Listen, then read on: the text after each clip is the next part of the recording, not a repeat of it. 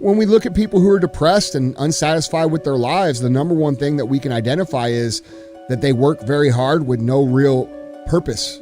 You know, like working hard is not the only thing that matters. You have to work hard with an outcome in mind.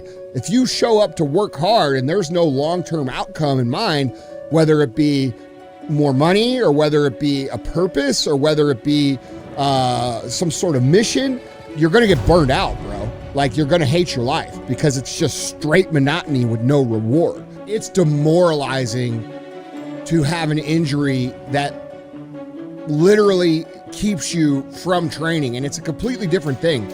You know, one of the things that, and for those of you guys that don't know, back in 2021, I completely destroyed my shoulder. I tore my supraspinatus, my labrum, my rotator cuff, my bicep tendon, and I had to have major reconstructive surgery to fix it.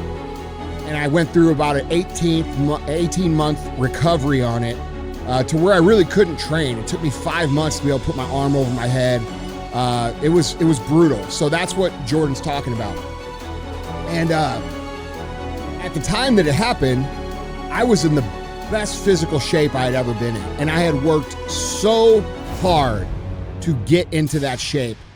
And then, like, literally I was in that shape for like a week. And then that injury happened. And so it was super demoralizing, bro. And so I understand where you're at, dude. Like, I felt that same way. I went through, you know, it almost sounds goofy, but I went through like this weird, like, grieving process where I was like, you know, having these conversations with myself, like, you know, this is, you know, I can't believe this happened. Why this happened to me? Why I didn't deserve this. I did this. And dude, so you kind of go through this like big emotional dip. And I would say that stuck with me for a while. I would say I was like that for a good 6 months. But what I did do during that time is I still did what I could. I did every single thing that I could. In fact, the day I had my shoulder surgery, I did cardio after the shoulder surgery. So I kept moving. I kept trying to eat the best that I could. I did everything that I physically could do. And here's what I can tell you, man. You know, when you're where you are, it's hard. It's hard to see the other side of where you're going to come out. But having gone through that myself, what I learned about myself is that I have made a permanent change in my ability to push through and persevere and handle very tough situations where things don't go the way that I want them to go. You know, when things don't go the way we want them to go, we kind of, you know, depending on who you are, I'm just not used to that. You know, a lot of people, you know, nothing ever goes the way they want it to go because they're not willing to do anything to make it go that way. But when you're willing to do anything that you can to make things go the way you want them to go and it still doesn't go that way, it's very frustrating.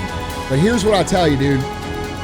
When I look back on that time now, I think it was like the ultimate test. I think it was a huge test. You know, we talk about test days being, you know, I don't want to work out today, but did I get it done? And the reality is, you know, that's a small test. But you really don't know what you're made of or who you are until something big tests you, until something that, you know, you can't get through in one day. And that's what you're going through. And I think the way you should be looking at it, dude, is that you're going to push through this. You're going to get to the other side.